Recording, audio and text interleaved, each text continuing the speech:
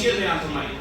اور اسی طریقے سے دوسری حدیث کے اندر اللہ کے نبی علیہ الصلوۃ والسلام نے ارشاد فرمایا اکمل المؤمنین ایمانا احسنهم خلقا، کہ ایمان میں یعنی ایمان کے اعتبار سے کامل وہ ہے جس کے اخلاق بہت عمدہ ہوں، اعلیٰ ہوں.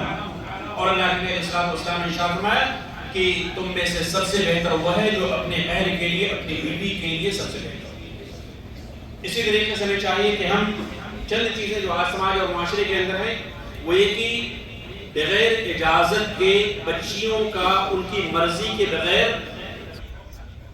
اس سے شریعت اسلامی نے منع کیا ہے. یعنی لڑکی نہیں چاہتی ہے کہ فلاں لڑکے سے وہ اچھا نہیں، اس کا اخلاق اچھا نہیں، دیندار نہیں ہے، لیکن والد یا والدین یا گھر والے زبردستی سے نکاح کر دیتے ہیں، اس کی اجازت کے بغیر نکاح کر دیتے ہیں. اس سے شریعت اسلامی نے منع کیا ہے. اللہ کے نبی صلی اللہ علیہ وسلم کے پاس ایک لڑکی آئی جس کے والد نے اپنے بھتیجے سے اس لڑکی کا نکاح مقرر کر کے نکاح کر دیا تھا. حضرت عائشہ رضی اللہ تعالیٰ عنہا فرماتے ہیں کہ وہ آئی اور اللہ کے نبی صلی اللہ علیہ وسلم نے اس کے والد کو بلایا اور سارے معاملات کو دریافت کیا.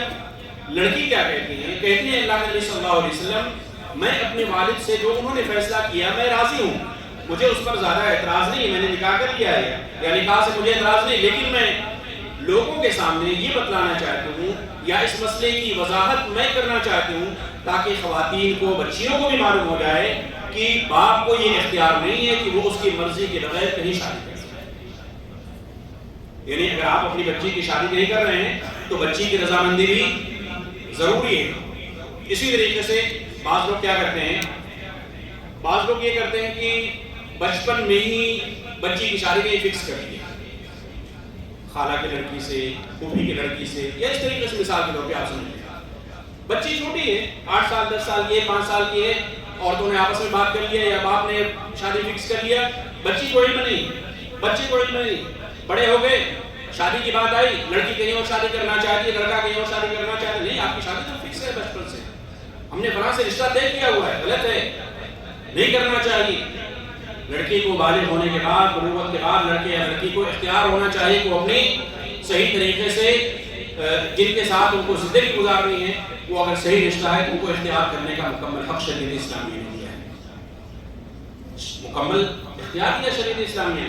اس لیے بچپن سے جو رشتے مقرر کر دیتے ہیں اور بعد میں چل کے پریشانیاں ہوتی ہیں، لڑکی انکار کر دے، لڑکا انکار کر دے، آپس میں دشمنیاں ہوتی ہیں، پریشانیاں ہوتی ہیں، اس لیے کیا ہے، اس سے بچنا چاہیے. المہم کہنے کا یہ ہے، خلاصہ کلام یہ ہے کہ شریعت اسلامیہ نے عورت کو مکمل حق دیا ہے، ان کے واجبات اور حقوق کیا ہیں اس کو بیان کیا ہے، ان کی عزت، تکریم، ولادت میں حصہ، ان تمام چیزوں کی وضاحت ہمیں دین اسلام کے اندر ملتی ہے.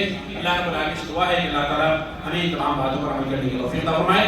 آمین آمین. وصلی اللہ تعالی علی نبینا محمد وعلی آلہ وصحبہ.